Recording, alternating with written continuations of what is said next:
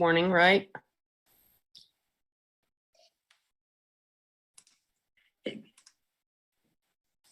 Seems to call for that. Yep.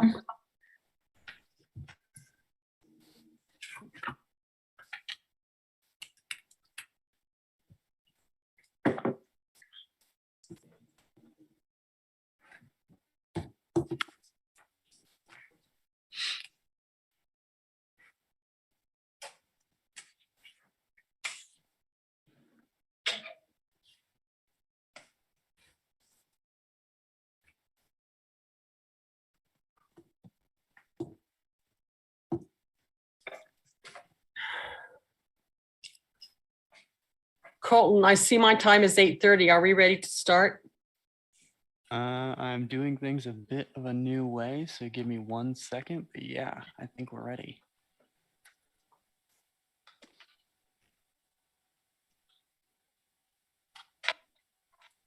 I just double check that we actually showed up. No problem.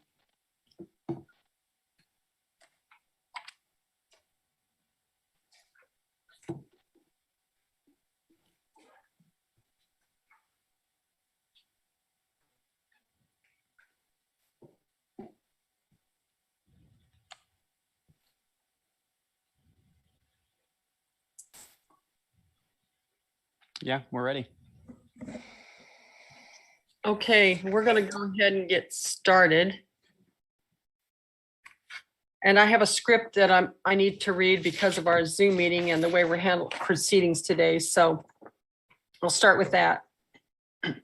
Hello, I am Patsy Zeller and I serve as the chair of the Education Committee of the Kansas State Board of Nursing. I ask the members of the Education Committee to respond to a roll call signifying their presence at this remote open meeting via Zoom and YouTube. Gita Noble.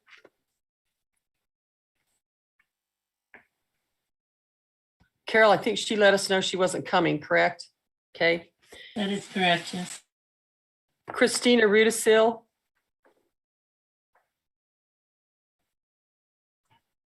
I saw her. Yeah. You're here. Karen Kidder. I saw Karen on a minute ago, but I don't see her on the screen right now. I'll check with her. Dee Bonham Blessed. Present. Amy Height. Present.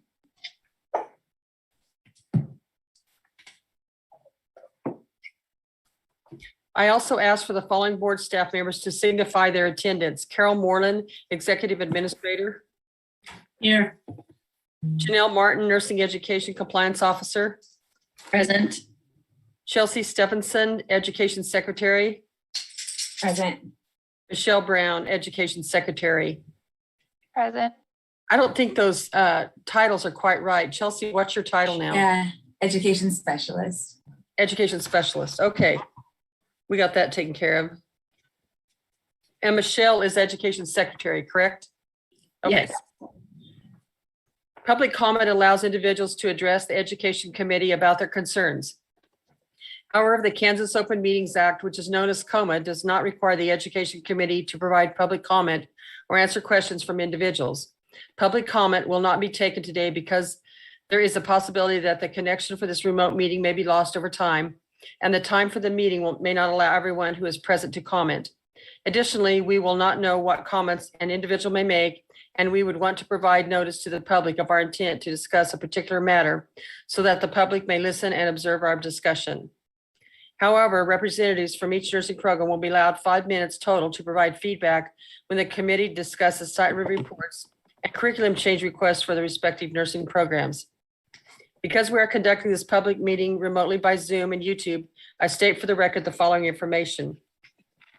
On August 28, 2021, the board sent notice of the meeting for the Education Committee to all individuals who have requested notice for the committee's meetings. Additionally, the notice and agenda were posted on the board's website, ksbn.kansas.gov, and you may obtain a copy of the notice and agenda at that website or by sending an email to carolmoreland@ks.gov with a subject line, request for the agenda, and the board staff will send it to you. The notice contains the internet links to access the meeting by Zoom and YouTube. The notice also contains a Zoom telephone number to attend this meeting by telephone call. All of these electronic mediums allow the public to attend this meeting free of charge.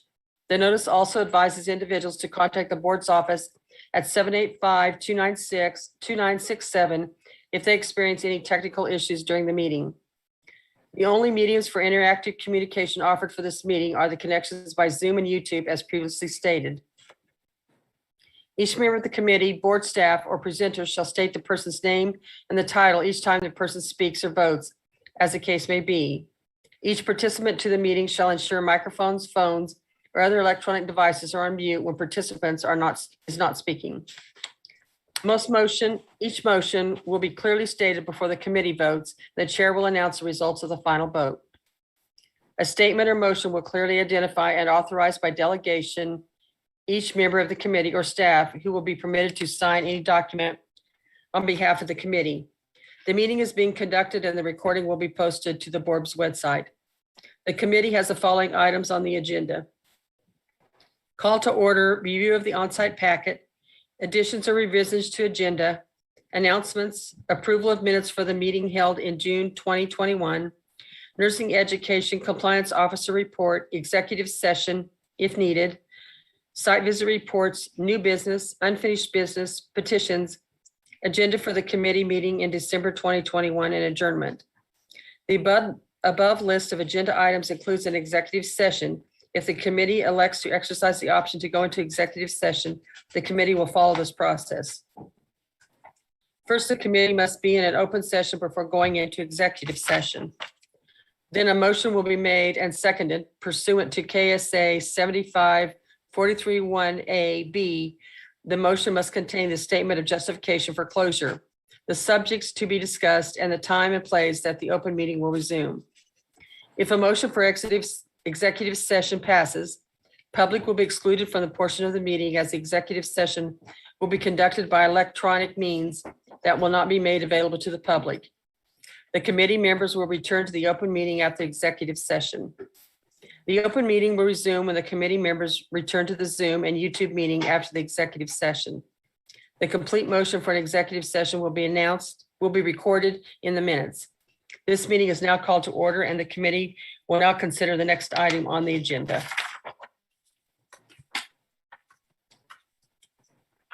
So we call this meeting to order, and the second thing on the agenda is the review of the on-site packet.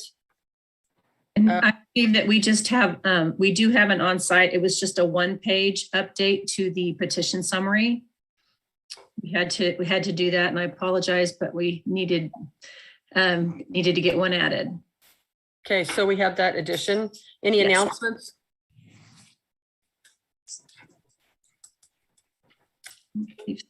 Okay, I'm going to move right on to approval of minutes. Did everyone have a chance to look at the minutes? Madam Chair, this is Chelsea Stevenson. I do believe that there is a revision to the agenda that needs made. I have a motion for that. I don't know, Janelle, do you want to? It's to remove Carol Bragdon's name from the agenda. Oh, I'm sorry. Thank you for the reminder, Chelsea. Yes, we got that on there before we remembered that we needed to remove her name as a committee member since she went off in June. So I would. So we removed that. So we do need to have a motion to accept the agenda as amended, correct? Yep. Okay. And you have that written so you can read it for us. All right, thank you. Sure. Is there a committee member who would like to make the following motion? I move to approve the agenda as amended. I'll make that motion. This is Christina Rudisil, member. I have a motion. Do I have a second? This is Dee, and I second that. Motion is second. Any discussion? All in favor say yes. Yes. All opposed say no. That motion carries. Thanks for that, Chelsea. So now we'll move to the approval of minutes. Did anyone see anything in the minutes that we needed to correct from the June 15th, 2021 meeting?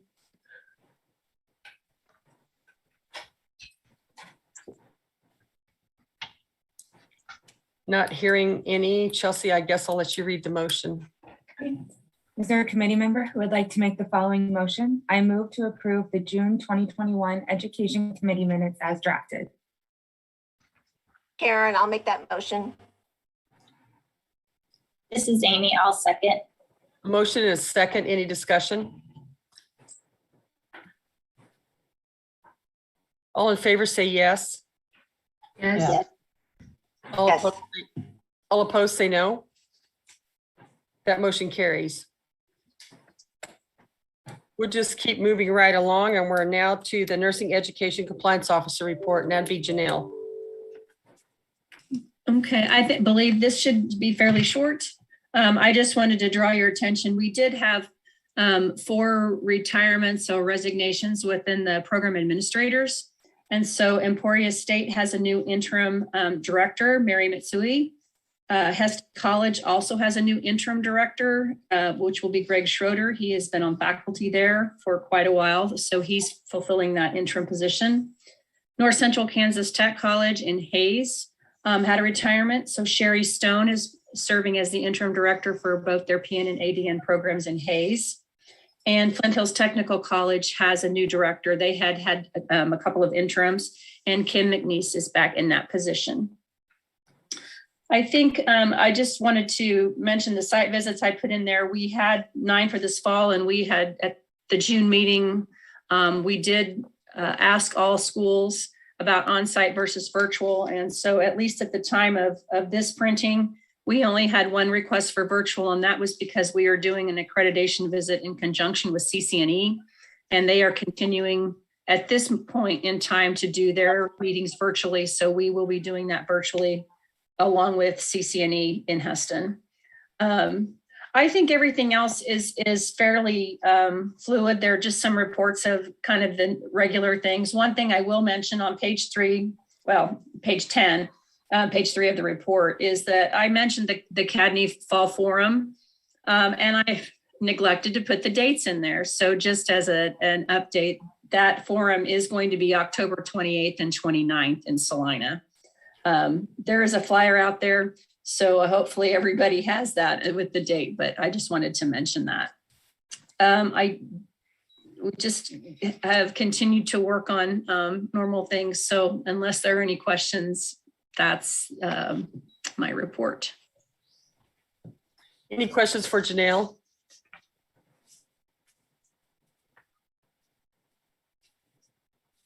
Okay, thanks for that report, Janelle. Move on to the site visit reports, and there were none, so right on to new business. The first one we have on here is major curriculum change request from Barton Community College ADN program. Yes, and Colton, I believe I sent you that list. We have a couple of folks who join us and to do a brief summary of their request. If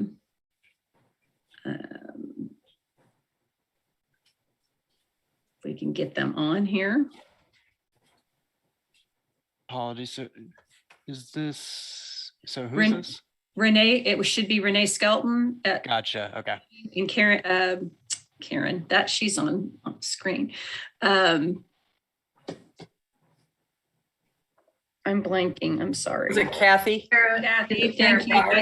Kathy. Yeah. I apologize. Oh, name just left. Found one of them for sure.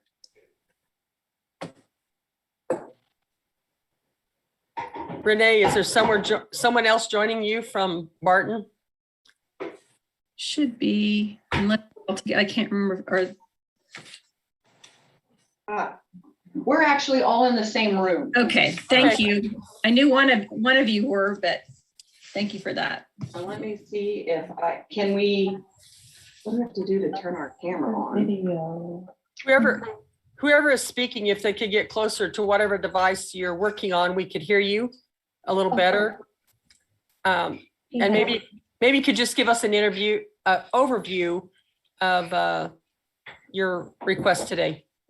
Sure. So let me introduce who's with me here in the room today. I have Dr. Kathy Kotis, who is the Dean of Workforce Training and Career Education here. I have Chris Baker, the Executive Director of of healthcare and public safety. I have Kristen Steele, who is the Assistant Director of Nursing. And then our cameraman is Dr. Carl Heilman, President of Barton Community College. So our major curriculum request today is for 30 additional seats to be conducted at a satellite program on the campus of Pratt Community College. Dr. Michael Calvert, President of Pratt Community College, reached out to us after approval was withdrawn for their associate degree program. And Pratt is prepared to offer classrooms, classroom technology, skills labs, simulation labs, computer, and faculty offices for the satellite program. Our plan is to hire 2 full-time faculty, 1 adjunct faculty. One of those full-time faculty will be designated as the site coordinator. Here at Barton, we use a team teaching approach. So those 2 faculty members will be assigned to a teaching team based on their area of clinical expertise. Our education format will be synchronous Zoom. Our expectation will be that students will be in the classroom and actively participating in these Zoom sessions. And depending on the content and the team member that's providing the education, the Zoom may go from Great Bend to Pratt or Pratt to Great Bend. Barton uses this type of technology in several areas across campus. We use it in our military bases at Fort Riley and Fort Leavenworth campuses. And we also use it in our corrections education at Ellsworth and the Larned Correctional Facilities. So our IT department feels very comfortable in supporting this type of technology.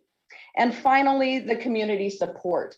When I spoke with the healthcare facilities in the Pratt area, there was very strong need for registered nurses in South Central Kansas and a lot of support for us bringing students to those facilities for clinicals. The nurse administrators that I spoke with felt like it would be a very good recruiting tool for them for us to be conducting clinicals at those sites. So I have one other person to introduce. Elaine Simmons walked in. She is our Vice President of Instruction here at Barton. And that's sort of our proposal in a nutshell. So if the board has any questions, we'd certainly be happy to entertain those. Thanks for that overview. Any questions for Renee? I just have one. In your documentation that you wrote, under faculty and administrative support, you put in there the Director of Nursing Education and Assistant Director of Nursing will provide support for each location. Is that yourself and your assistant that's talking about? Okay. Yeah, and initially our executive director also lives close to the Pratt area.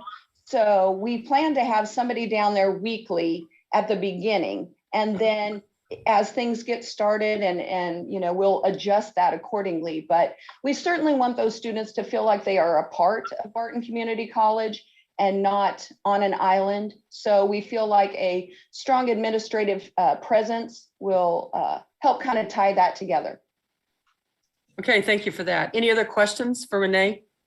Will there be faculty present within the classroom while the students are in there, or is it? Yes, that will be our expectation. Okay. Thank you. Renee, I might ask, I know you identified this in your packet.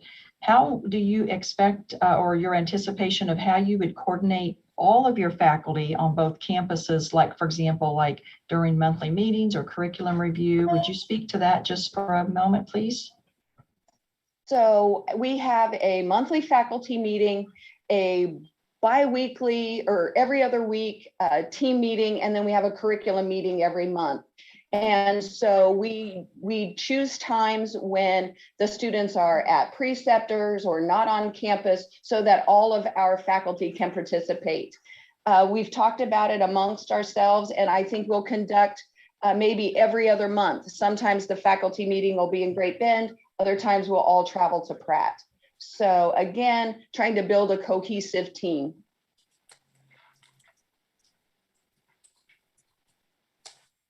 Okay, any other questions?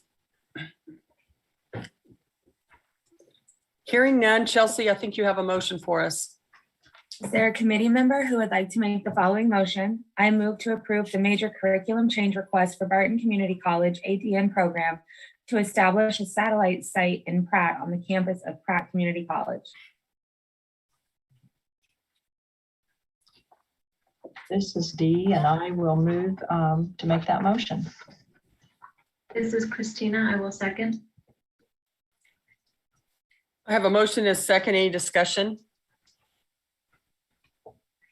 Chelsea, did that motion, I was listening, but did that motion include the 30 additional seats they need? It did not, but we can amend it to include that. I think that was part of the major request that was there. Is that correct? Yes, it is. Yeah. Okay. Dee, are you So I okay? amend and I move to accept the request from Barton with, and to include the 30 additional seats for South Central Kansas. That motion, and again, a second with the addendum. Yes, I'll second that. Thank you. Thank you. Motion and second. Any other discussion? Hearing none, all in favor say yes. Yes. All opposed say no. Hearing none, sounds like the motion carries. Thank you very much. Thank you. The next one that we have is Johnson County Community College ADN program. And we should have Karen LaMartina to present that curriculum change.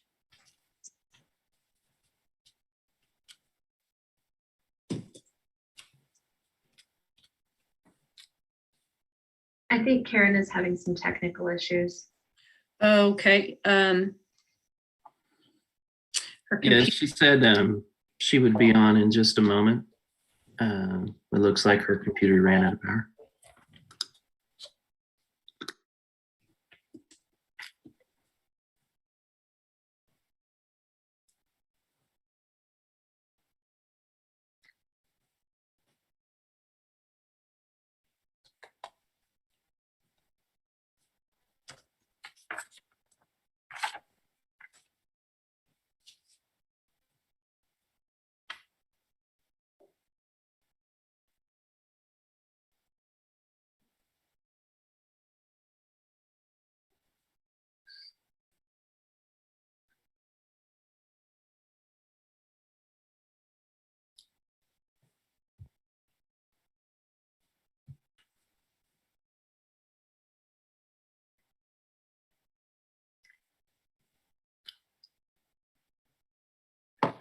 How are we doing there? We're still waiting? It appears so. You may want to move on to the next one and regroup. Okay, we can do that. Let's just shuffle here a little bit, if that's okay with everybody, and we'll go to C, which is Pratt Community College, and we'll come back to Johnson County in a minute. Pratt Community College PN program for IV therapy. And Colton, I believe we have Diana Mitzner for that one. I know we have some other ones for the second, but I believe she needs to be on for that one. I think I got her. Okay.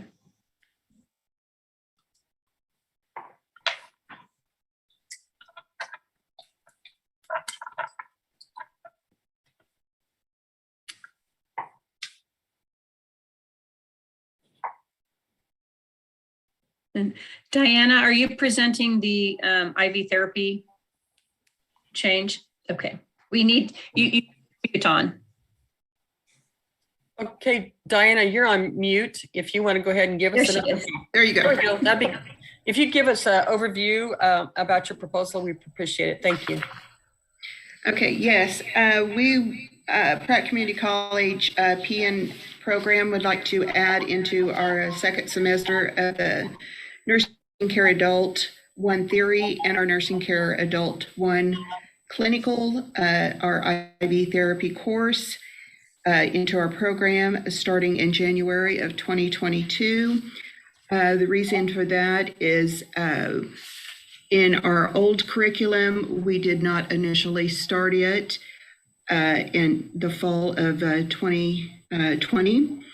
And we would like to initiate it starting in the spring of 2022.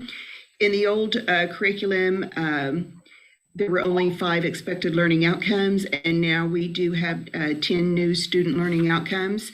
Adding our IV therapy into our new curriculum, as stated in our rationale and what I presented, is it is another thread for our students to become more competent in the expanding skills that they are needing in their scope of practice and delivering more quality care to our patients.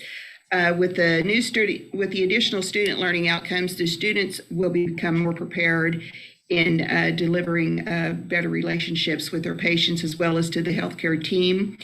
The old curriculum did not allow the students to perform the skills during their course or the clinical settings. And with the addition and adding it into our curriculum, this will allow the students to be able to be better prepared before they graduate from school. They normally would take their IV therapy course after they graduated in the summer, prior to advancing forward into the ADM program. With the addition of Barton County becoming a satellite program with us at Pratt Community College, they are requiring this as an entrance for their program. So this would be very beneficial in that respect. Also, with the PN students now having this becoming IV certified before they graduate, this will allow the students to become very marketable as they start to apply for jobs, especially after graduation. This will also be an expense that the employers will not have to pay for the students as after they graduate. They will be already good to go. And so, as a proposal, we would like to add this add this into the course as part of the also a Ksbn requirement for our core curriculum. Thank you for that, Diana. Does anybody have any questions for her?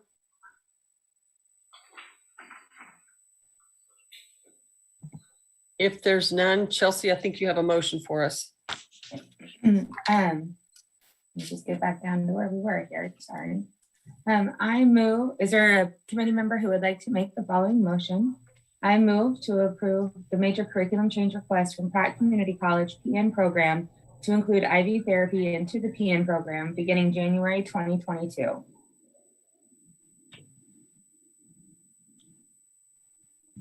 This is This is Christina. Karen. I'll make that motion. Karen has made the motion. A second.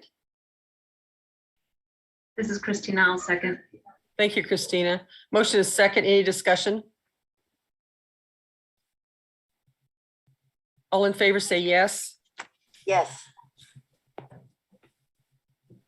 All opposed say no.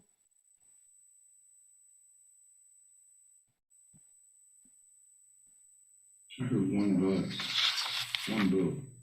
vote. I didn't hear any opposition. So motion carried. Thank you, Diana. Thank you to the board. The second one we have, the next one we have is for Pratt. Let's go ahead and finish that for the PN program hybrid option. I don't know who. Colton, I believe Diana, remind me that there are 2 other people presenting that with you. Sorry, I just moved her back. Oh, One second, I can bring her back. I sent, Colton, I sent you a list. I think there were a couple other people. Yeah, I got to get the other email open. Okay. They were not going to be in the same place, was my understanding. If anybody doesn't notice, if we didn't have Colton and Adrian helping us do this, this wouldn't be happening like this, for sure. Appreciate their help. There's Diana. Who is the other persons that are joining you? This is for the hybrid format. This is, I have Dr. Calvert, Manette Depew, and Amy Kiefer for the hybrid format. And Diane, are you going to give us an overview of that? I will give a brief overview on that, and then I will allow Dr. Calvert to give a brief overview on this presentation. Thank you. Yes, ma'am. Okay, it was Michael, Monet, Diana, and Amy. Yes, Colton. Thank you. But then, feedback city on this, meeting. Sure. Medication reminder? Actually, it is. Oh. Not a fire alarm, right? No. Okay.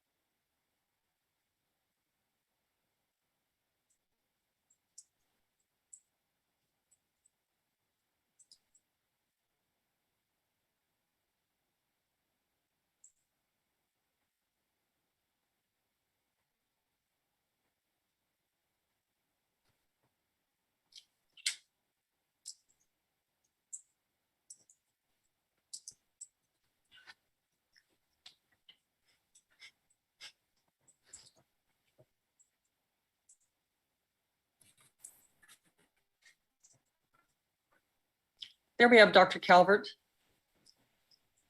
I guess we'll let you have the floor to give an overview of the hybrid option that you're proposing. Well, thank you very much. Can you hear me okay? Yes. Very nice. And first of all, thank you very much for your agreeing to let Barton Community College partner with Pratt Community College and offer the ADM program on our campus, as witnessed by the letters of support and the communications. We certainly need this in this region, and we appreciate the board's, the committee, and hopefully the board tomorrow willingness to allow that to occur. And also special thanks to Barton Community College for them stepping up and their willingness to collaborate. We're excited about this opportunity very, very much. So again, thank you. PCC would approach you today with the opportunity to grow our LPN program in a proposed format of a synchronous learning format, essentially using Zoom for live lecture. I think we've got a pretty strong track record with our PN program. Our outcomes are presented in the report. Really the only difference, and let me step back a second, we've been doing this format with our previous partner with Winfield and Cowley over the past several years. Really the only difference between what we're doing here and what we're proposing, what we've done in the past and what we're proposing now, is we were beaming from one campus and our classrooms to another. Amy is on, and she's been experiencing this for a couple of years, even prior to COVID. In other words, we were doing this to meet the full-time requirement, 2 full-time faculty requirement, where you don't teach, one faculty member doesn't teach the whole curriculum. And so the only way we were able to do that with our 2 classrooms was to beam it back and forth. So we were Zooming before Zoom was a thing, let's put it that way. And we've had some pretty outstanding outcomes, as you can see in our pass rates for the PN program. The difference today is that instead of beaming to a captive classroom, we're doing just like this meeting. We would be beaming live across the state, the region, wherever the student would be located, their living room, their office, their library, wherever they chose to be at. So that really is the only difference between our proposal and what we've currently been doing. So we don't see any technical issues. We would provide the training up front for the students so they were familiar with the environment. Going forward, we would have supports in place for those students to be communicating with faculty members. I know that's a concern, and it should be. So This would also only be for lecture classes, would not have anything to do with clinical. We would be working with those clinical partners throughout wherever they were located, depending on where the students were geographically located. So we would work hard to ensure that that occurred. We'd be hiring the appropriate adjunct faculty support to offer those clinicals as necessary. If they were in our region and they could come to our existing clinical sites, that'd be fine. We just don't know what they're going to be, if you will. Typically, we average between 6, 8. I think we've had occasionally 10 students on the Pratt campus. This would allow us to grow our potential base and get students that would not be able to come to our campus or historically have not come to our campus to grow our program. 6 to 8 students is not financially stable. We can't sustain that environment going forward. So we really hope you'll give this strong consideration and approval so we can hopefully grow our students up to maybe 30, whatever our capacity is in this program. We don't anticipate growing larger than that. We'd certainly add faculty and other supports as necessary if our program continues to grow in that regard. So we're excited about this. We're not only will we be adding to the potential nursing pool of qualified healthcare workers, but also now that you've given us this partnership opportunity with Barton, we would also be able to feed that program as well for potential ADN students. So in our world, an LPN goes to work. About 40% of our students choose to go to work and not immediately enroll in the RN program. So we know this is a valid credential in our state and our region. And with COVID, we know that training and hiring more healthcare workers is better than not. It's a very, very challenging time, and I'm speaking to the choir with that regard. So we respectfully ask your approval of this request, and certainly would be happy to answer any questions. And thank you for allowing us time today. Any questions for Dr. Calvert?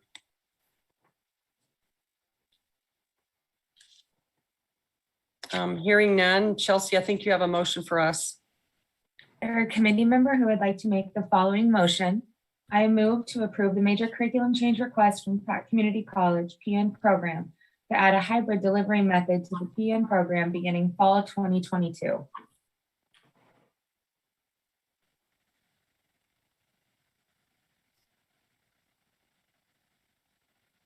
This is Christina. I'll accept that motion. Christina, motion. Do I have a second? This is Amy. I will second. Motion and a second. Any discussion? All in favor say yes. Yes. Yes. All opposed say no. That motion carries. Thank you for your time. Thank you for your approval. We're excited about the opportunity. We appreciate your support very much. Thank you. We're going to move back up to Johnson County if Karen LaMartina is on now. I believe he is.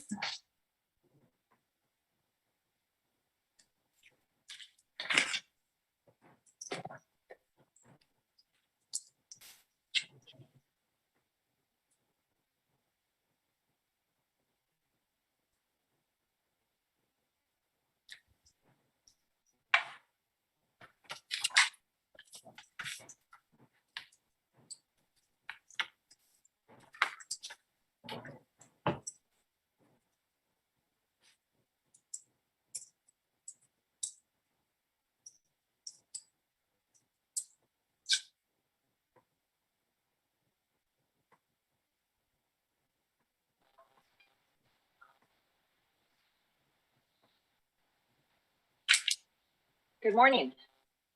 Hello, we have you on. All right. Very good. Would you like to? I'm so sorry. Let me just apologize. That was the craziest thing, you guys. At about 20 till, a thing came on my computer that said, Windows will shut down in 10 minutes.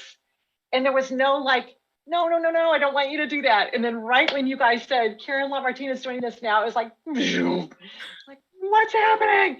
So I'm so I have no idea why that happened. But anyway, thank you for letting me come back. No problem. Okay, are you ready for me? We are.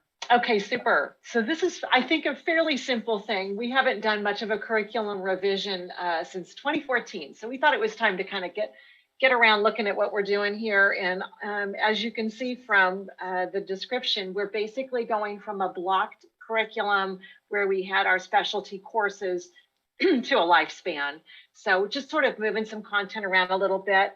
And then the other, really the main reason I think that the cause of my needing to bring this major curriculum change request is because we're changing credit hours just a tidge. Total numbers stay the same. As you can see, I have it on my other screen here on page 55 of the packet is where it shows the old and the new. And basically all we're doing is going our 4 main nursing courses that were previously 8, 8, 10, and 10 credit hours are now going to be 9, 9, 9, 9. So we're just sort of spreading it out. It's the same number of hours. We're just making it even across the board. So that's really kind of it. And I'm happy to take any questions. Any questions for Karen?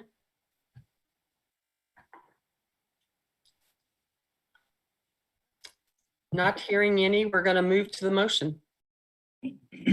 Is there a committee member who would like to make the following motion? I move to approve the major curriculum change request from Johnson County Community College ADN program to change the nursing content to the lifespan model of delivery and to modify credit hours by increasing 1 hour for semester 1 and 2, decreasing 1 hour for semester 3 and 4, resulting in all nursing courses being 9 credit hours except for the health assessment course. I'll make that motion. This is Karen. Okay, I'll second it then. Thank you for a motion and a second. Any other discussion? All in favor say yes. Yes. Yes. Opposed say no. Any abstentions? I abstain. Thank you. That motion carries. Thank you, Karen. Thank you so much. Appreciate it. We're just going to travel right on to the next thing, which is the education annual report. Janelle, were you going to speak to that?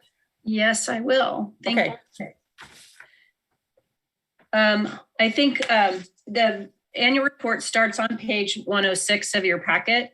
And I think briefly want to say that the first section are the admission, graduation, articulation, and attrition numbers. This is the format we have traditionally used, and I have kept that in order to report the numbers that have always been part of our report.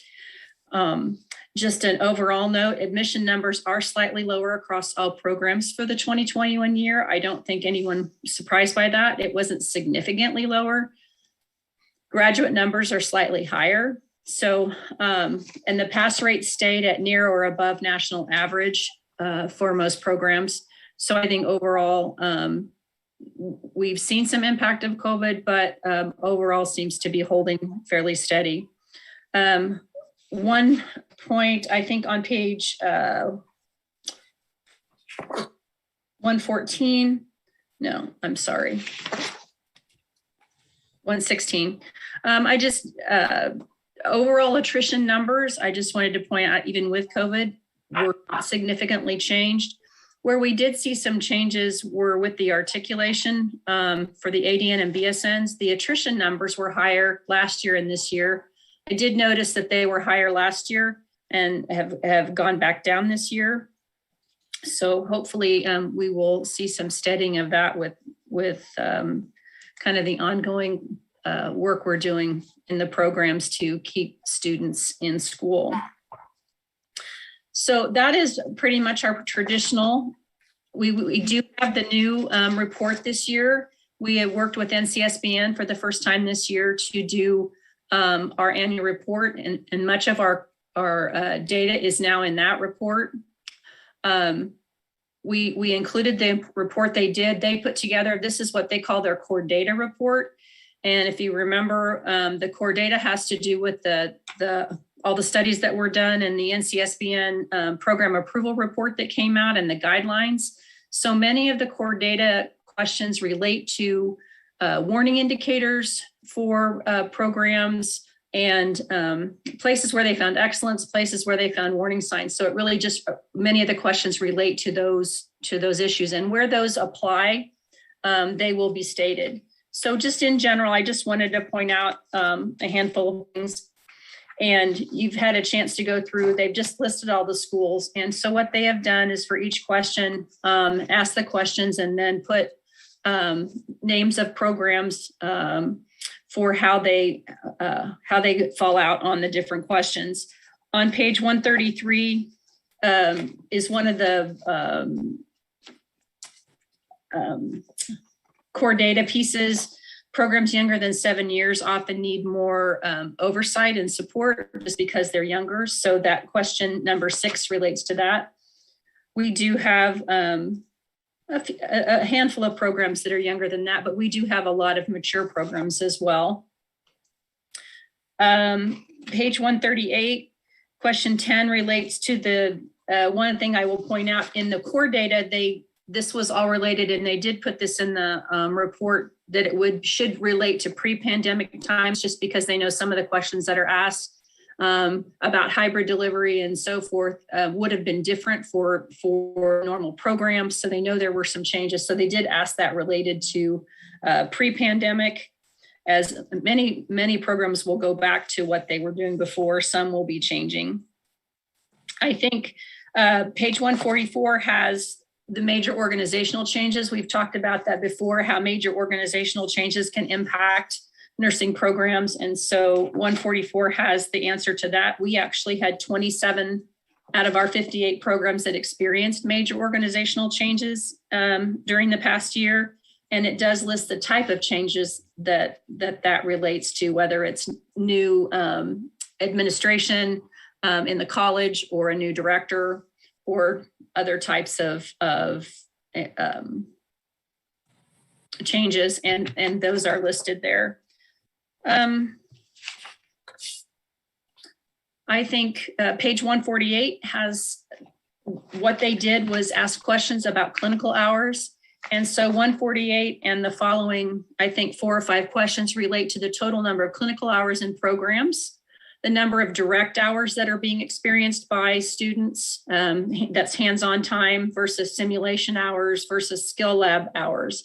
And again, they asked them to relate this to pre-pandemic times, but those numbers are listed there. Just a reminder that our regulations don't have a specific requirement for number of hours, just a specific requirement for the direct hands-on clinical across the lifespan. I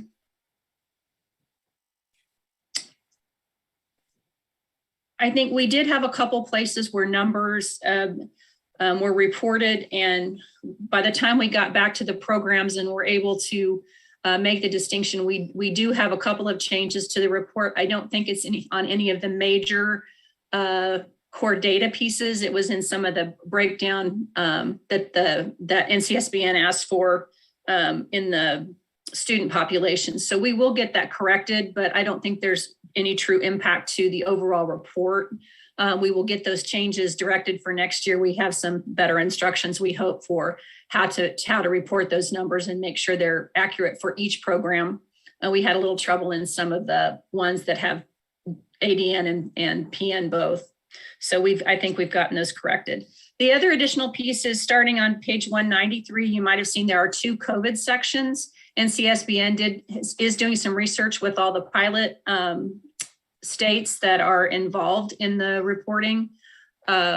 They asked a specific set of COVID questions for spring and summer of 2020, and then they asked again some separate questions for fall of 2020, and they're going to be doing a report on that at some point, but our programs did get involved in that and will be part of that report as well.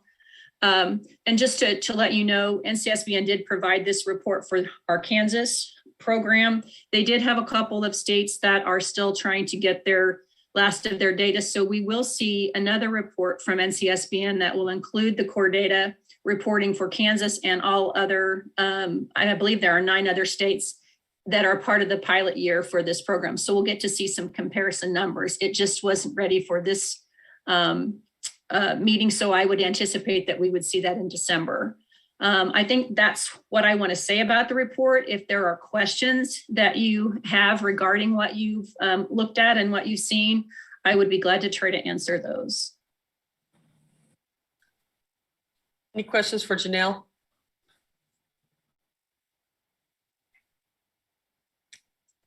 Hearing none, we'll just move to the next piece of the agenda, which is Ksbn undergraduate scholarship. And I believe on this, what I've included is I've updated the scholarship. We did get confirmation that we will be able to offer those again this year. And I've updated the dates on the application. The questions I have is everything is still the same with the application. I have not had any recommendation or suggestion for anything new on that. And if you would like to leave the scholarship topic the same, or whether you would like that changed.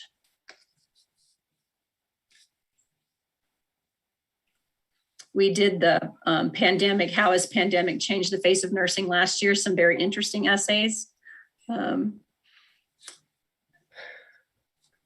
Any discussion from the group about changing that or leaving it the same? I think it's still appropriate. I would agree. Yeah, and we might, I agree with you, and we might have the same, a little different look another year into this, right? Right. So is everyone okay with leaving that the same? I don't really think we need a motion. We just need to let Janelle know what we prefer. Yes. If we're good, no objections. Okay, Janelle, it looks Okay. like we can do that. Leave it the same. Sounds good. Thank Thank you. Unfinished business, revised education regulations update. I think Carol is going to take care of that for us. Thanks, Carol. Thank you, Madam Chair. Hello, everyone. On page 240 in your packet, you have the notice of the public hearing that's going to be conducted on October 25th, 2021 about these undergrad education regulations. And I just want to maybe back up a little bit and just kind of let you know what all's happened here and then what still has to happen. If you remember, we've been working on these for some time now, but what led to revisions was clarification. We've added several definitions that do provide some clarification that we did not have there before. We really clarified the role of the program administrator, so hopefully that will be helpful. We clarified, the different types of ADN programs because we didn't have anything in there. We had nothing in there about simulation. And so I think the definitions provide a lot of clarity that maybe we have been looking for. And then also the other impetus to revise these was to bring the Kansas standards up to the national benchmarks. And there we're talking about pass rates. And we're also talking about how much simulation that you can have. And a lot of that was based on the national simulation study done by National Council. And so what you see in front of you has been stamped through the three agencies that have to be stamped: Division of Budget, Department of Administration, and the Attorney General's office. So they're good to go through all of those agencies. The next step was to do the public hearing and put a notice for the public hearing. We had to have all of this published in the Kansas Register, and it was published on August 19th. So all of this was placed on our website at that point in time. So the notice has been out there for a while. And when we do the public hearing, we have to give it at least 61 days after it is published in the Kansas Register. And we have given more than 61 days. So we've met that criteria. I just want to let you know the public hearing will be held in the Landon Building. Jill and I will be there. However, you are not required to come in person. If you want to present verbally, you can. You're certainly welcome to, unless the building is closed to the public. I have no crystal ball to know what's going to happen by October 25th. But if we're still in the state that we are right now, you can come into the building. You just have to have a mask on. You'll have to wear the mask the whole time that you're in the building. And, I think you could take it off to present. However, other than that, it will be on. There will be social distancing. However, if you would rather not come in person, Conference call will be available also. We will have the conference line open, so anyone can do that. Now, just to kind of remind you about the public notice, you can start sending written comments to me at any point in time. Once this was published, then we are accepting written comments on this. Your written comments can be sent through email to me. Your written comments can be mailed to me, however you prefer. If you want to do verbal presentation, you will have to follow up with your verbal comments in a written format. So you're going to have to give written comments one way or the other, but just kind of let you know that. So then the public hearing is from 10:30 to 12:30. So based on that, depending on how many people are there to present or something, you probably will be given 5 minutes, and that's it, to present your verbal comments. So what happens then after the public hearing is all of your comments, all of the written comments are compiled by Jill and I, and they will be put in a packet, and that will be made available to the board. Plus it's a public, it's a public packet also. And the board will have time to review these. Now, there probably will have to be a special board meeting for them to decide then what they want to do with these proposed regulations. They would have the option to approve them, and then they will move forward in the process. Or they also have the option to make changes based on comments, and then we start the whole process over again. So that will be up to the board to do that. The board members will not be at the public hearing. I mean, they're welcome to listen in, but it's not a board meeting. It's truly a place to have public comments received.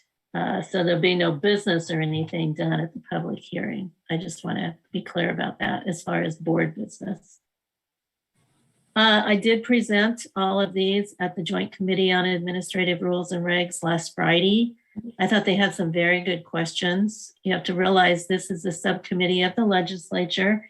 And so there's really no one on there that's a nurse or anything like that, but there were some on there that have education backgrounds.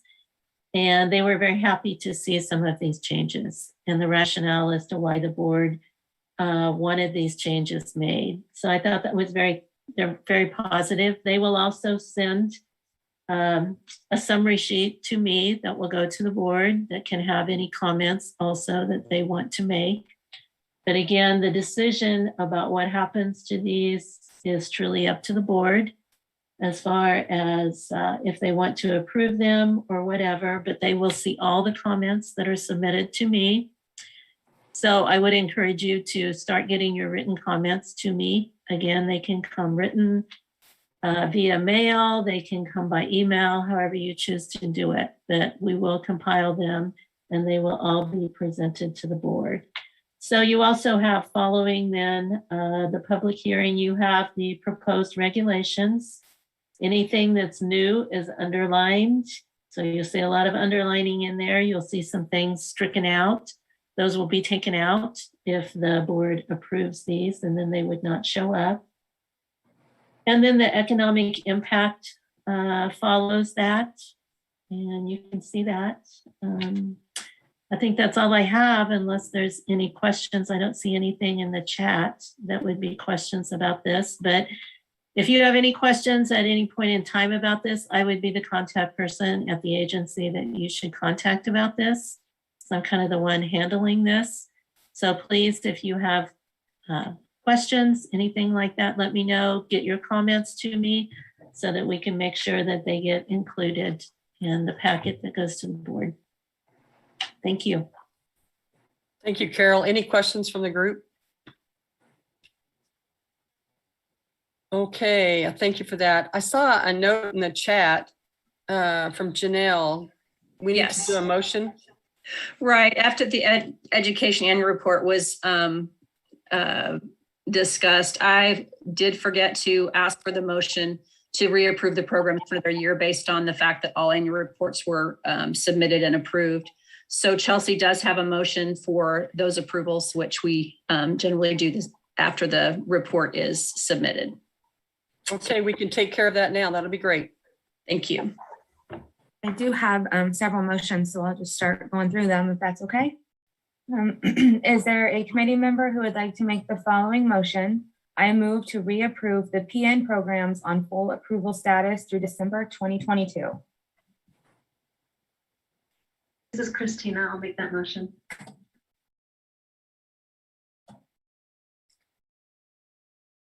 A motion, do I have a second? This is Amy. I will second. A motion is second. Any other discussion? All in favor say yes. Yes. Yes. Opposed say no. That motion carries. Is there a board committee member who would like to make the following motion? I move to reapprove the ADN programs on full approval status through December 2022. This is Dee, and I make that motion. This is Christina. I'll second. Motion is second. Any discussion? All in favor say yes. Yes. Opposed say no. That motion carries. Is there a committee member who would like to make the following motion? I move to reapprove the BSN programs on full approval status through December 2022. This is Amy. I'll make the motion. We have a motion. And Karen, a second. Thank you. Any other discussion? All in favor say yes. Yes. Yes. Opposed say no. That motion carries. Last one, is there a committee member who would like to make the following motion?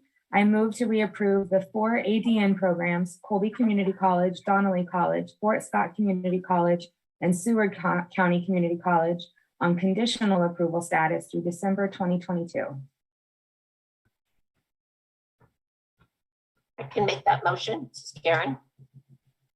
I have a motion to have a second. This is Dee. I will second that motion.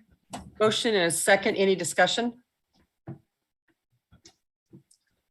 All in favor say yes. Yes. Opposed say no. Looks like that motion carries. Anything else, Chelsea? That's all. Okay, thank you.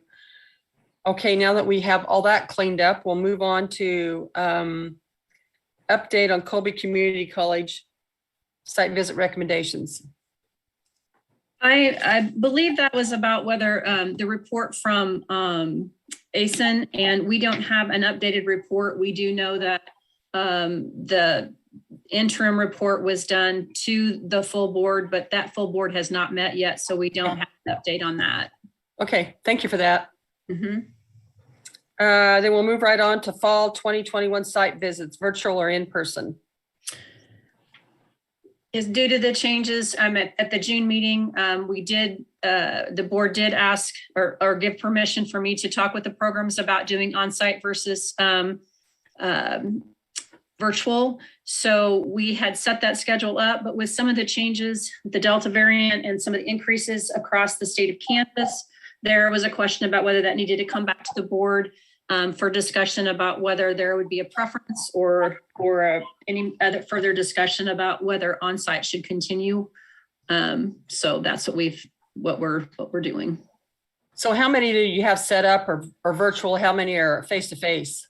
Right now, what we've done is the first two on the schedule, because they're so close to the date of the board meeting, we plan to do in person. We know that there are mask mandates on campus, and we followed that for our first one, which we did last week. We have another one next week, which was the one with Kansas City, Kansas Community College, which we had also planned to do in person along with accreditation, and ASIN plans to be on site as well. And they have not changed that plan at this point. And then after that, there are 7 more scheduled. One of those is already planned to be virtual at Heston because CCNE is continuing to do theirs, and we're doing that again in conjunction with CCNE. So we have 6 more planned to do on-site. One is just a 1-day. We're doing an update on the satellite campus for cloud, so it'll be a 1-day. But those were all planned to be on-site. So I guess what the question really, I hear you asking is that, are we okay with the programs deciding for you to be in person or virtual, or do we want to make another change? Is that the question to the group? That is the question. Well, I'll speak to that a little bit. We just had our site visit. It was last week. That was the first one. We were face to face, and I would much rather have the visitors come to me face to face as long as I don't put them at any risk. And we made it through that little narrow window this time. That was great. The accreditation body will be here next week. We did those separately. That's my preference. And I would prefer to have the choice as long as the numbers don't get up, that we would not be able to bring you on campus, and our campus would say you couldn't come. Right. And shut that down. So what does the rest of the group feel? Do we need to make a mandate, or can we just leave it where it's at and work through it as we see what happens? I would agree with you, Patsy. I personally would prefer it face to face. I wish everybody was here when we did our site visit in January face to face, because I felt like we kind of missed out on that a little bit. It was fine and it was thorough, but there's just something about being able to sit and talk with each other across the table. And then also the clinical site visits. I don't feel as a site visitor that we can really do a good clinical site visit. We try, but there's just, it loses something, I guess, is what I'm trying to say. Dee, I see you have your microphone off. You have a comment?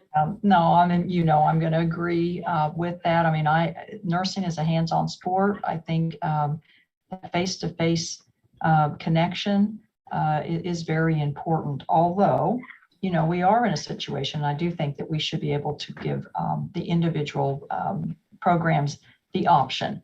If they don't feel like they can keep themselves safe or anyone else, then absolutely, I think we should give them the choice. So that was my comment.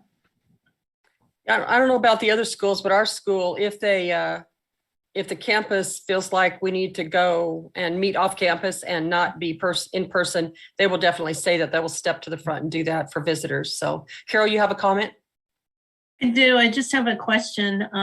Could it also be based on guidelines that we are given from the governor's office? Because we are staff from the executive branch of the governor, and we have been given guidance several times about meetings and travel and stuff like that, which would impact our employees. Right now we're okay, but I don't know what's going to happen in the future. Could it also be that based if we're giving guidance that travel should cease as much as possible, that we have the option to act on that? Or I'm just throwing that out there because that's where we get our guidance as far as staffing the agency. Can we have meetings in person, as far as committee and board meetings? So I'm just putting that out there. That's a good point. Unless we hear any objections from the group, I think that's a fair request that we would want to follow that guideline. So we don't need a motion here. I think we just need some guidance to let Janelle go ahead and finish the semester out. If she makes it that far, right? Christmas is coming. You'll get there. Yeah, They will. It's a lot. They will. It's a lot. Okay, thanks for that. Anything else we need to do about the site visits? For Janelle, if I could. For the Colby site visit, did we get that figured out of who's going there? Yes, I will let you know. Thank you, Christina, that I once again did not remember about the veterans holiday. So we did have to change Colby site visit for their PN program to November 17th and 18th. So I have done a little bit of rearranging because we had board members who had some conflicts. So we've gotten that all worked out. And I think we're good for this fall. And we're on into spring, and I'm working on some dates for some follow-up there, but looking pretty good for spring as well. Thank you, Janelle. Sorry, I just I did send you something. I just not sure if you got it. So clearly I didn't. Sorry about that. That's okay. Okay, anything else on the site visit topic? Not from, unless there's any questions, not from my perspective. Okay, we'll move to 2021-22 nursing and MHT program site visit schedule. Okay, that's kind of what we were just discussing. I think we've already completed our first one for the fall. I think we've got the changes made, like I said, to Colby PN for November 17th and 18th, change on the schedule. And I have a couple of, I just have that one change. I'll have a different site visitor. Christina was not available on those dates. So that's already been taken care of. For 2022, we are working on dates for 3 of the 6 that are scheduled for spring. So I think we're doing well in keeping everybody on track. And So do you need some help with some of those assignments for spring, or do you know yet? The only one I don't have, I haven't confirmed the WSU satellite campus in Manhattan. I don't have someone to go with me on that site visit. So if anybody, and we don't have a date for it yet, so that's one of the things we're trying to work out. And as soon as if anybody, I mean, in general has availability and would like to do that one, just let me know. Okay, thanks for that report. Just stay in touch. Okay, thank you. Let's move on to petitions. That we had some information in our on-site packet. Yes, yeah, disregard the one that was in the regular one. We've made the additions that we needed to, and the date that was changed as well. So we will have 6 petitioners that met criteria that are petitioning to come before the board.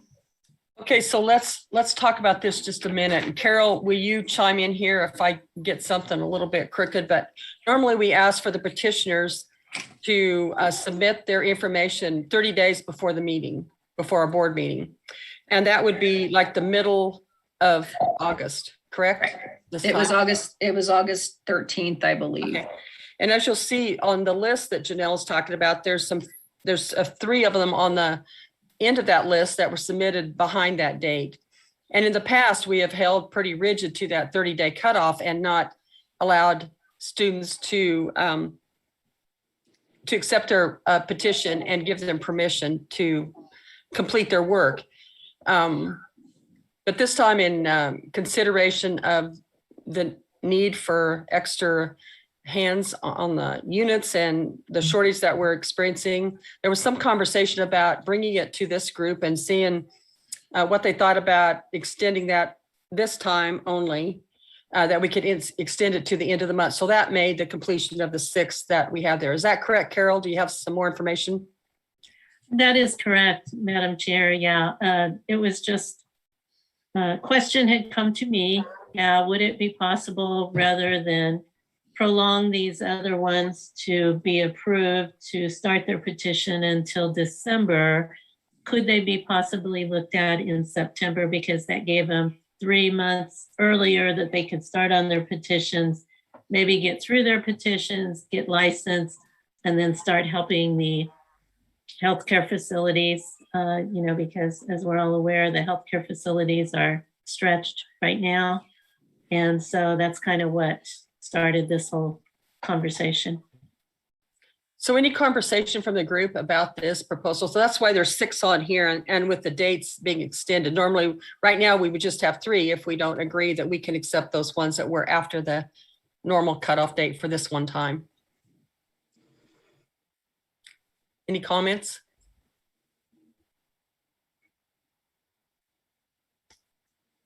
I just need a general consensus that we're okay with that. I think we don't need a motion. So if I don't hear any opposition, we'll go ahead and accept those 6. And those would be the ones that would be considered for the motion that we have. Is that correct, Janelle?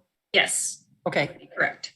So with that clarification, if you have any questions, I think we're ready for a motion and we'll discuss it. There a committee member who would like to make the following motion. I move to approve the petition for permission to retest summary from May 15th, 2021 through August 13th, 2021, which includes Raquela Hernandez, Stephanie Bugarinovic, Carissa Aldrich, Sherry Williams, Jeanette Lima Nazario, and Helen Aguilar. Does that motion need to say through August 30th? Yes. 13th? Sorry, I thought I got that changed on the sheet, but if I didn't, my apologies. I amended it to say August 30th. Okay, thank you. So do I have a motion? This is Amy. I will make the motion. A motion is second. second, that's Karen. Motion is second. Any discussion? All in favor say yes. Yes. Yes. All opposed say no. That motion carries. Thanks for the help on that. I'm sure those students will appreciate the leniency there. The next thing we have on here is agenda for December. Do we have some things we need to make sure we get on the December's agenda? I think the one thing I might have is the annual report update from NCSBN that would include the all pilot states for their first year. So I'm hoping to have that data. Okay, thank you. Anything else that we?